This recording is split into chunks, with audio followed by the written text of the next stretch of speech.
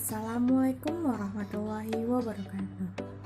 Saya Alela Delvianti dari Pendidikan Sejarah Universitas Riau akan menjelaskan tentang materi yaitu Kerajaan Maritim Hindu-Buddha.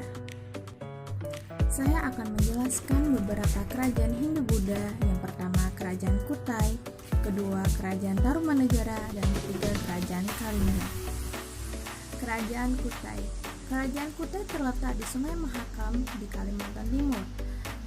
Kerajaan Kutai ini adalah merupakan salah satu kerajaan Hindu pertama yang ada di Nusantara. Menurut Prasasti Yupa, raja pertama yang ada di Kerajaan Kutai adalah Kudungga. Perpindahan kekuasaan ini dilakukan secara turun-temurun. Kerajaan Kutai memiliki bukti sejarah tertua berupa Prasasti Yupa dan berdiri sekitar abad keempat.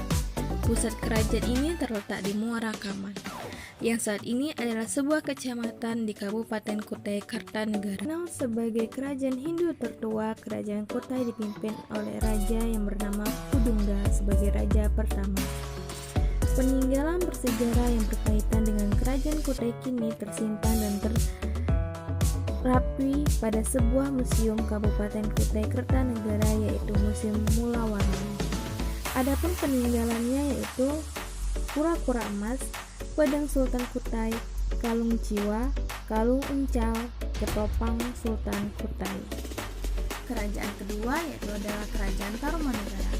Kerajaan Tarumanegara ini terletak di dekat pantai utara Jawa Barat yang meliputi daerah Banten, Jakarta, dan Cirebon. Imam Masehi di bawah kekuasaan Purnawarman. Pertanian adalah merupakan salah satu mata pencarian masyarakat.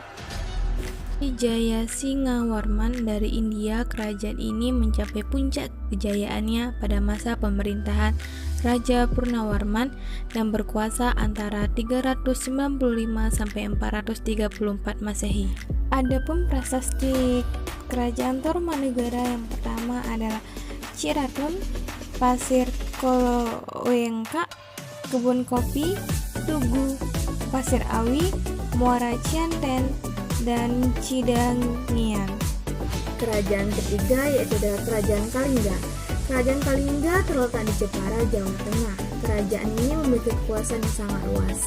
Di sebelah timur berbatasan dengan Bali, di sebelah barat berbatasan dengan Sumatera, di sebelah utara berbatasan dengan Kamboja, dan yang terakhir sebelah. Pendiri Kerajaan Kalinga adalah keturunan dinasti Sailendra.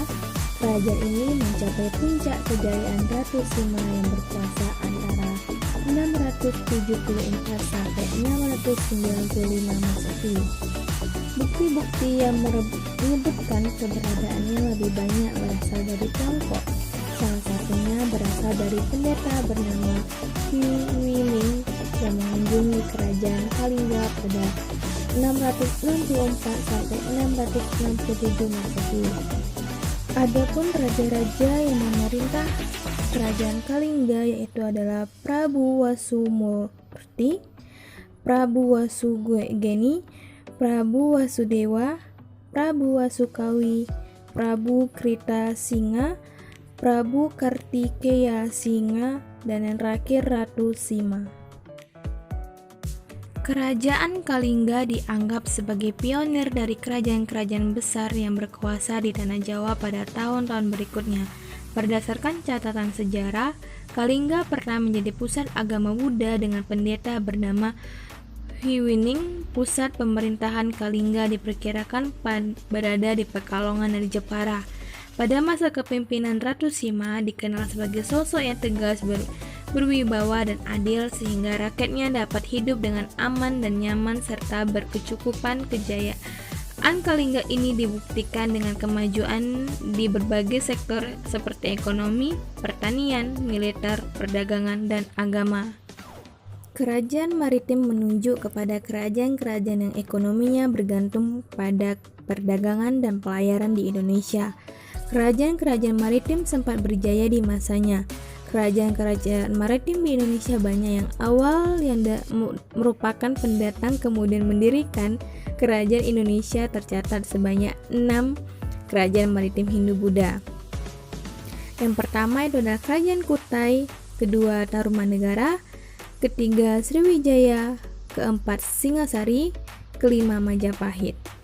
Unsur-unsur yang harus dikuasai sebuah kerajaan agar dapat menjadi kerajaan maritim yaitu unsur wilayah kekuasaan yang mayoritas wilayahnya dikelilingi laut dan perairan. Negara mendapat hasil signifikan dari perdagangan atau pelayaran dari wilayah perairan. Adapun ciri-ciri dari kerajaan maritim Hindu-Buddha di Nusantara yaitu wilayahnya terletak tidak jauh dari pesisir pantai atau sungai. Masyarakat bermata pencaharian dengan berladang, tidak memiliki pelabuhan dan singgahi kapal asing. Masyarakat yang mampu membuat perahu maupun kapal layar. Itulah tadi beberapa 3 kerajaan maritim Hindu-Buddha yang ada di Nusantara. Saya akhiri. Assalamualaikum warahmatullahi wabarakatuh.